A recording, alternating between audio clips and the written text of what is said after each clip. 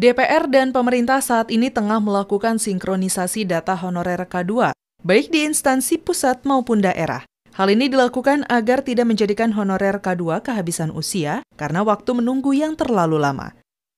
Revisi Undang-Undang Nomor 5 Tahun 2014 tentang Aparatur Sipil Negara menjadi bagian dari rencana penguatan hulu birokrasi yang ingin dilakukan DPR RI, karena selama ini terkendala masalah sistem birokrasi yang belum diselesaikan pemerintah. Anggota Komisi 2 DPR RI Hugua mengatakan, perlu adanya penguatan di hulu birokrasi, peraturan perundangan seperti apa yang diperlukan untuk menopang atau membentuk konsep tenaga honorer menjadi ASN, sehingga memberikan kepastian dan jaminan kerja dan masa depan. Sebelum undang-undang ASN yang sekarang sementara digodok di balik, kita minta kepada Kementerian Pan-RB untuk melakukan diskresi untuk menerima pegawai terutama honorer K2 ini untuk diterima mereka ini diterima menjadi tenaga ASN.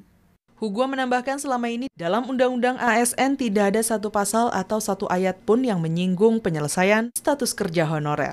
Sementara mereka sudah mengabdi puluhan tahun, solusi penyelesaian honorer bagi mereka yang sudah mengabdi puluhan tahun yaitu harus memiliki payung hukum. Bagi semua tenaga honorer yang mempunyai SK sebelum tanggal 15 Januari tahun 2015, maka mereka tidak perlu lagi dites. Karena umur mereka sudah melewati batas kewajaran menjadi pegawai ASN.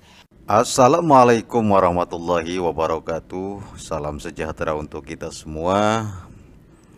Bertemu lagi di channel ini. Semoga kita semua senantiasa dalam lindungan Allah Subhanahu wa Ta'ala, Tuhan yang Maha Kuasa, senantiasa sehat dan senantiasa disukseskan di dalam menjalankan aktivitas keseharian. Amin ya Allah ya Rabbal Alamin.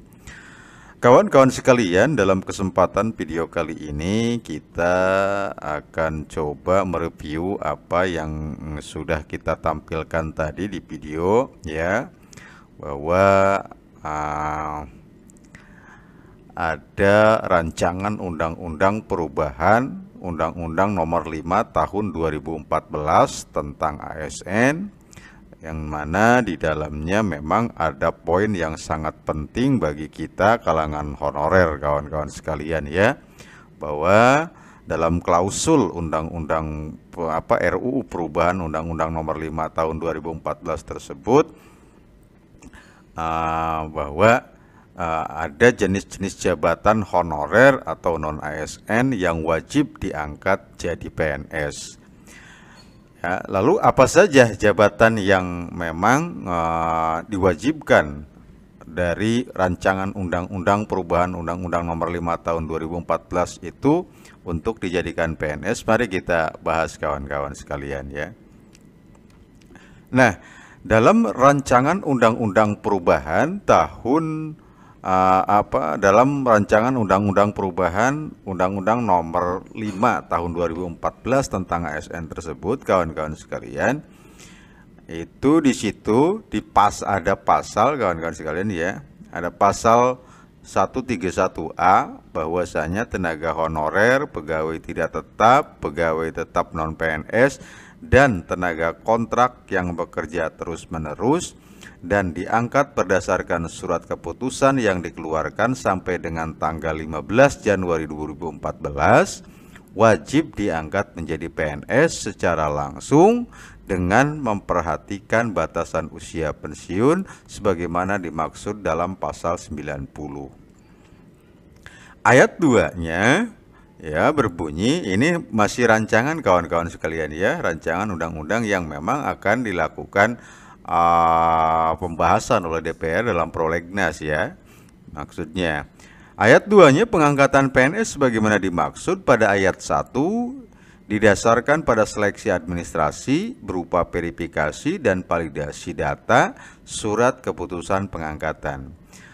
Ayat yang ketiganya, pengangkatan PNS sebagaimana dimaksud pada ayat 1 dilakukan dengan memprioritaskan mereka yang memiliki masa kerja paling lama dan bekerja pada bidang fungsional, kawan-kawan sekalian, ini satu.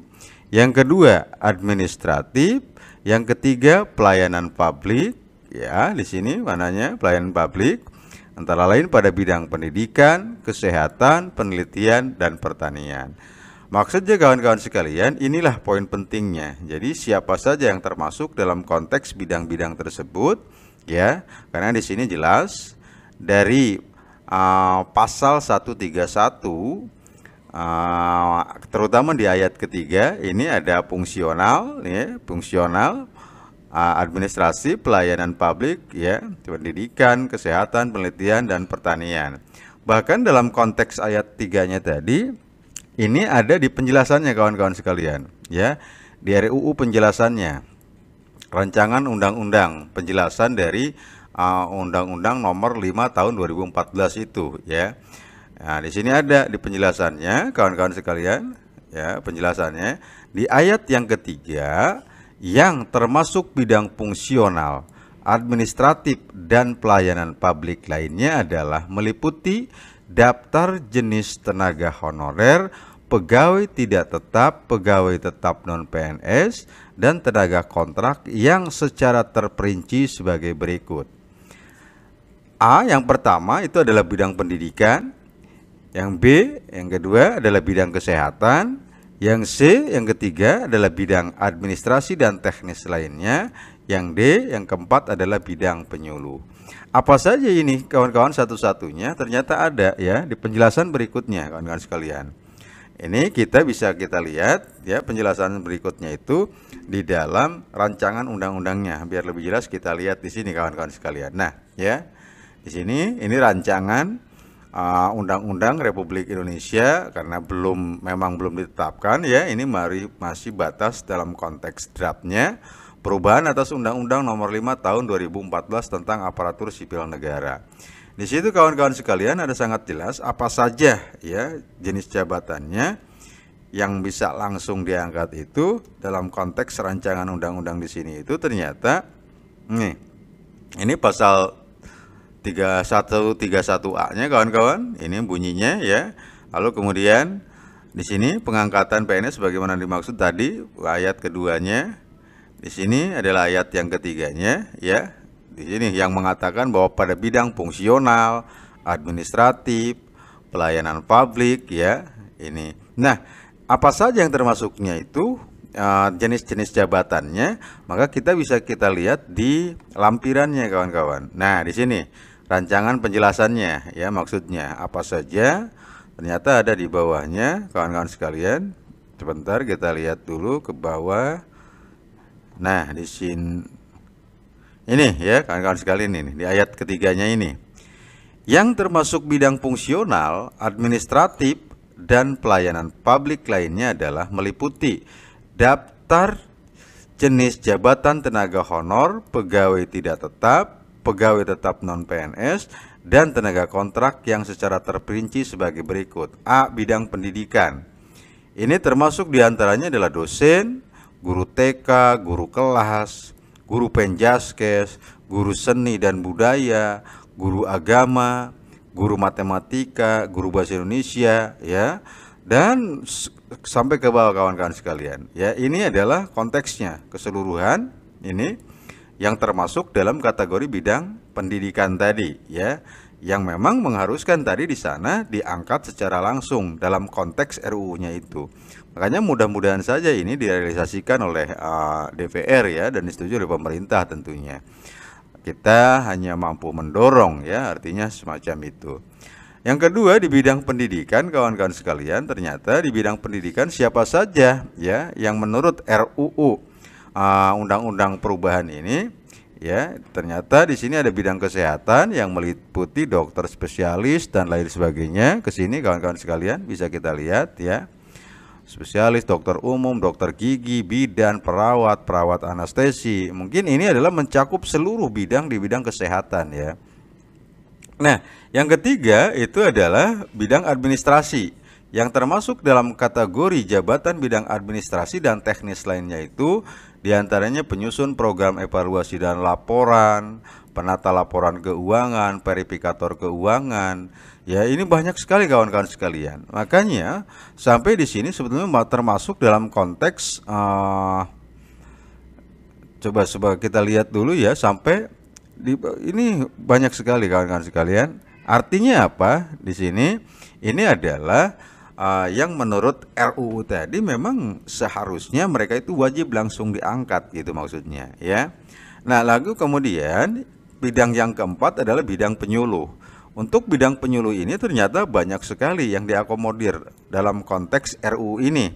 Pertama, penyuluh pertanian, tenaga harian lepas, tenaga bantu penyuluh pertanian, tenaga harian lepas, tenaga bantu pengendali organisme pengganggu tanaman, pengamat hama penyakit, penyuluh perkebunan, tenaga kontrak pendamping perkebunan, penyuluh perikanan bantu, penyuluh perindag, penyuluh koperasi dan UKM, penyuluh lapangan keluarga berencana, penyuluh kesehatan, penyuluh sosial, ada penyuluh agama di sini ya. Kemudian ada penyuluh kesehatan masyarakat serta penyuluh lainnya. Berarti dalam konteks ini adalah semua jabatan penyuluh. Itu kawan-kawan sekalian, kalau kita ngelihat dari rancangan ini ada sangat-sangat menjanjikan ya artinya. Apa artinya? Memang akan ada perubahan yang sangat signifikan kalau ini sampai disahkan oleh DPR menjadi undang-undang ya. Artinya tentu saja karena ini masih dalam konsep RUU yang memang akan dibahas oleh DPR ya. Artinya seperti itu. Mudah-mudahan kita berharap rancangan undang-undang ini disahkan oleh DPR menjadi undang-undang sehingga setiap non-ASN atau honorer di setiap instansi dengan jabatan-jabatan tadi yang sudah kita sebutkan, maka dia akan diangkat secara langsung tanpa melalui tes atau apapun bentuknya, tapi diangkat secara langsung karena ini sudah merupakan amanat undang-undang kalau ini memang sudah diresmikan. Itu saja barangkali kawan-kawan yang bisa kita share dalam kesempatan yang berbahagia ini. Mudah-mudahan manfaat. Wassalamualaikum warahmatullahi wabarakatuh.